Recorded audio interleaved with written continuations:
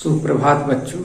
आज हम हिंदी व्याकरण की कक्षा में क्रिया को पढ़ेंगे। तो आइए हम देखते हैं क्रिया किसे कहते हैं।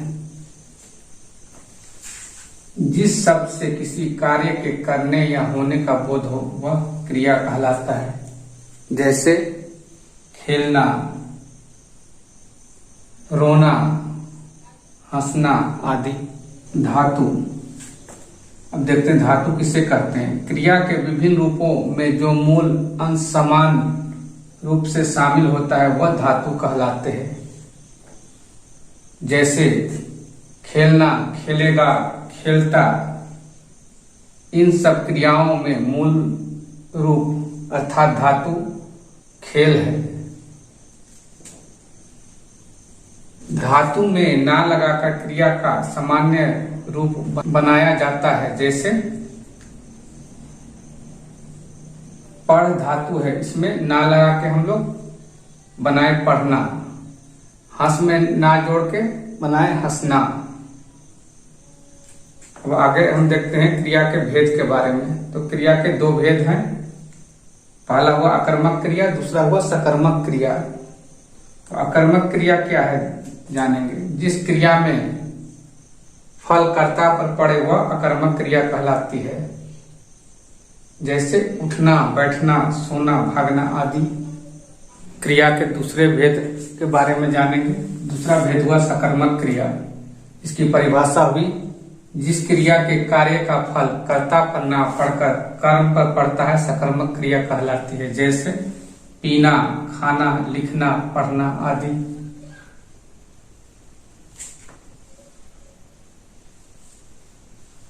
अब आगे हम जानेंगे वाक्य में क्रिया सकर्मक है अकर्मक, इसका पता लगाने के लिए क्रिया के पहले क्या लगाकर प्रश्न पूछा जाता है। यदि उत्तर में कोई निर्जीव संज्ञा आए तो वह क्रिया सकर्मक क्रिया होती है, नहीं तो वह क्रिया अकर्मक क्रिया कहलाएगी। जैसे यहाँ पर उदाहरण दिया गया, मैंने पत्र लिखा। इसमें अगर हम क्या लगाकर प्रश्न पूछते हैं तो इसका प्रश्न होगा क्या लिखा, तो उत्तर में आएगा पत्र लिखा। तो ये सकर्मक क्रिया हुई, क्योंकि यहाँ पर क्रिया का फल आपका कर्म पत्र पर पड़ा। अब दूसरे उदाहरण में हम देखते हैं वह हंसता है। तो इसमें अगर क्या लगाकर प्रश्न पूछेंगे तो प्रश्न होगा क्या हंसता है। क्या हंसता है यह अज्ञात है, अतः यह अकर्मक क्रिया हुई। अब अकर्मक क्रिया के दो भेद होते हैं। तो पहली जो भेद हुई पूर्ण अकर्मक क्रिया। तो पूर्ण अकर्मक क्रिया क्या हुई। जो क्रिया स्वयं स्वतंत्र अर्थ देने में सक्षम हो अर्थात जिसे अपने साथ पूरक की आवश्यकता नहीं हो वह पूर्ण अकर्मक क्रिया कहलाती है। जैसे तो जैसे वह शनि सो रहा है। इस वाक्य में शनि सोने का काम कर रहा है, इसके लिए कोई साथ में और सहायक की आवश्यकता नहीं होती। इससे इस वाक्य में पूर्ण तरह अर्थ स्पष्ट होता है कि शनि सो रहा है। इसी तरह दूसरे उदाहरण यशोदा गई। इस वाक्य में भी पूर्ण तरह स्पष्ट होता है कि यशोदा चली गई, इसके लिए किसी और सहायक की आवश्यकता नहीं होती है। अपूर्ण अकर्मक क्रिया, जो क्रिया स्वयं स्वतंत्र अर्थ देने में सक्षम ना हो अर्थात जिसे कर्ता से संबंध रखने वाले पूरक शब्दों की सहायता लेनी पड़ती है वो अपूर्ण अकर्मक क्रिया कहलाती है। जैसे वह बीमार है। तो यहाँ पर आपका जब तक इसमें बीमार शब्द ना जोड़ा जाए तब तक इसका अर्थ आपको स्पष्ट नहीं होगा। उसी तरह दूसरे उदाहरण नौकर बेईमान निकला। इस वाक्य में अगर बेईमान शब्द को हटा दिया जाए तो ये वाक्य पूर्ण नहीं होगी। अब हम आते हैं सकर्मक क्रिया के भेद की ओर। तो इस सकर्मक क्रिया के भी दो भेद होते हैं। पहला हुआ पूर्ण सकर्मक क्रिया, जिसका आपको परिभाषा बतलाया जा रहा है। जो सकर्मक क्रिया कर्म की सहायता से पूरा पूरा अर्थ देने में सक्षम हो वह पूर्ण सकर्मक क्रिया कहलाती है। जैसे विपुल ने पत्र लिखा, तो इस वाक्य में विपुल ने क्या लिखा कहने से आपका पत्र लिखा, तो ये कर्म के आधार पर ये स्पष्ट हो जाती है। उसी तरह दूसरा भेद हुआ अपूर्ण सकर्मक क्रिया। तो इसकी परिभाषा भी जो सकर्मक क्रिया कर्म के होते हुए भी अर्थ स्पष्ट करने में सक्षम नहीं होती है वह अपूर्ण सकर्मक क्रिया कहलाती है। जैसे नेता जनता को मूर्ख समझते हैं, इस वाक्य में अगर जनता को हटा दिया जाए तो इस वाक्य का अर्थ हमको पूर्ण रूप से स्पष्ट नहीं होगा। अब हम जानते हैं प्रेरणार्थक क्रिया के बारे में। तो इसकी परिभाषा भी जब कर्ता स्वयं कार्य न कर किसी अन्य से कार्य करवाता है तो वह उस कार्य का बोध कराने वाली क्रिया प्रेरणार्थक क्रिया कहलाती है।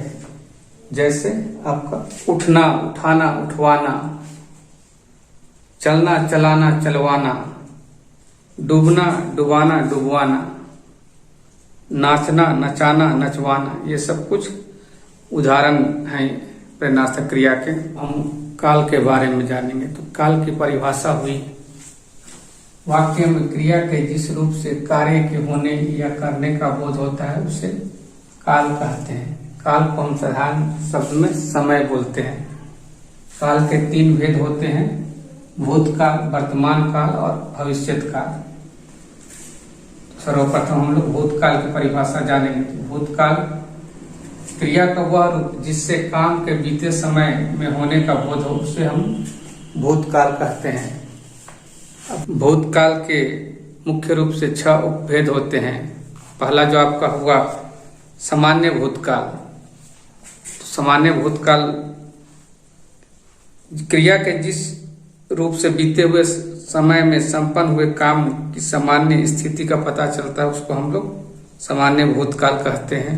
जैसे वह पटना गया। अगला जो भेद है आपका आसन भूतकाल। इसकी परिभाषा हुई क्रिया के इस रूप से पता चलता है कि काम अभी अभी हुआ।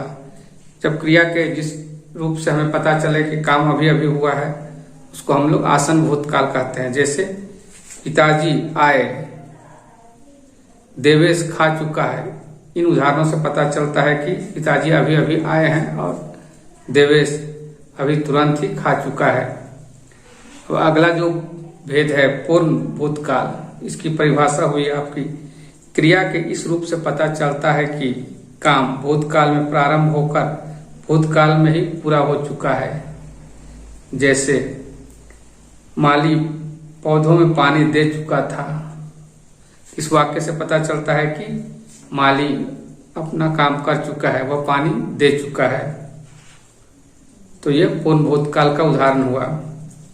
अब अगला जो भेद है अपूर्ण भूतकाल। इसकी परिभाषा हुई क्रिया के इस रूप से पता चलता है कि काम भूतकाल में प्रारंभ हुआ है किंतु पूरा होने का बोध अभी तक नहीं हो पाया है। जैसे सोहन मुझे बुला रहा था। तो इस वाक्य में बुलाने का काम समाप्त हुआ है कि नहीं हुआ है यह हमें नहीं पता चलता है, जिस कारण से यह अपूर्ण भूतकाल कहलाता है। अब अगला जो उपभेद हुआ संदिग्ध भूतकाल। इसकी परिभाषा हुई क्रिया के इस रूप से पता चलता है कि काम भूतकाल में प्रारंभ हुआ किंतु इसके पूरा होने में अभी संदेह है। जैसे उदाहरण के लिए धोबी कपड़े धो चुका होगा। तो इस वाक्य में इस बात का पता नहीं चलता है कि धोबी कपड़ा पूरी तरह धो चुका है या अभी धोने वाला है। यह बात संदिग्ध है, अतः यह संदिग्ध भूतकाल का उदाहरण हुआ। आगे का जो 6ठा उपभेद हुआ आपका हेतु भूतकाल। तो इसकी परिभाषा हुई क्रिया के इस रूप से पता चलता है कि काम बीते समय में पूरा हो सकता था किंतु किसी कारणवश अभी तक पूरा नहीं हुआ, जिसमें आशंका व्यक्त हो कि कारण काम पूरा हुआ है या ना हुआ हो। इसे हम हेतु मजबूत काल कहते हैं। इसके उदाहरण जो दिया गया है, मैं समय पर स्टेशन पहुंचा तो गाड़ी पकड़ लेता। तो इस वाक्य में आप देख रहे हैं कि कार्य गाड़ी पकड़ने का काम शुरू हो चुका है, लेकिन समय में विलंब होने के कारण गाड़ी किसी नहीं पकड़ा जा सका। तो यह हेतु मत भूतकाल का उदाहरण हुआ। अब हम आते हैं वर्तमान काल। तो वर्तमान काल की परिभाषा हम देखते हैं। क्रिया का वह रूप जिससे काम के वर्तमान समय में होने का बोध हो उसे हम वर्तमान काल कहते हैं। तो इसके भी कुछ उपभेद हैं। तो पहला उपभेद हुआ आपका सामान्य वर्तमान काल। इसकी परिभाषा हुई क्रिया के इस रूप से वर्तमान में चल रहे काम की सामान्य स्थिति का बोध होता है। जैसे शाहिद फूल बेचता है, तो इस उदाहरण से पता चलता है कि शाहिद फूल बेचने का काम अभी वर्तमान में कर रहा है। अब दूसरा उपभेद हुआ अपूर्ण वर्तमान काल। तो इसकी परिभाषा हम देखते हैं। क्रिया के इस रूप से पता चलता है कि समय बीते समय में प्रारंभ हुआ, किंतु वर्तमान में समय में यह पूरा नहीं हुआ है। तो इसका उदाहरण हुआ कबूतर गुटरगू कर रहा है। तो इस वाक्य में आपने देखा कि कबूतर आवाज लगा रहा है, किंतु उसका आवाज लगाने का काम अभी खत्म हुआ है कि नहीं हुआ इसका पता नहीं चलता है।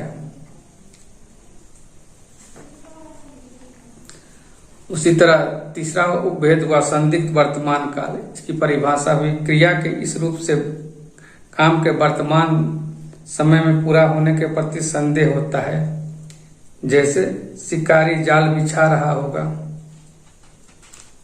तो इस उदाहरण में आप देख रहे हैं कि शिकारी जाल बिछाने का काम कर रहा है कि नहीं कर रहा है वर्तमान में, इसके प्रति हमें संदेह है।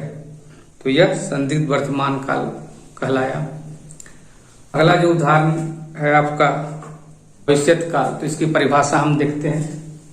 क्रिया का वह रूप जिससे काम का आने वाला समय में होने या करने का बोध हो वो भविष्यत काल कहलाता है। तो इसके भी दो उपभेद होते हैं। पहला जो उपभेद हुआ सामान्य भविष्यत काल।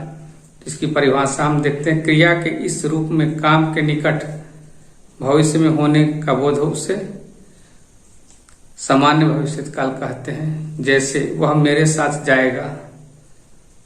तो इस वाक्य में हम देख रहे हैं कि वह अभी मेरे साथ जाने वाला है, अर्थात वह जाने का समय निकट है। इस कारण से हम सामान्य भविष्यत काल कहेंगे। अब आगे जो दूसरा भेद हुआ संभाव्य भविष्यत काल। तो इसकी परिभाषा हुई यह क्रिया का वह रूप है जिसमें आने वाले समय में काम होने की प्रति संभावना जताई जाती है। जैसे शायद ऋषभ पंत फार्म में वापस आ जाए। इस वाक्य में आप देख रहे हैं कि ऋषभ के फार्म में आने की संभावना व्यक्त की जा रही है, अतः यह संभाव्य भविष्यत काल का उदाहरण हुआ। अब हम आगे पढ़ेंगे वाच्य। वाच्य की परिभाषा हुई कर्ता या कर्म या भाव के अनुसार बने क्रिया रूप से जो वाक्य रचना होती है उसे वाच्य कहते हैं।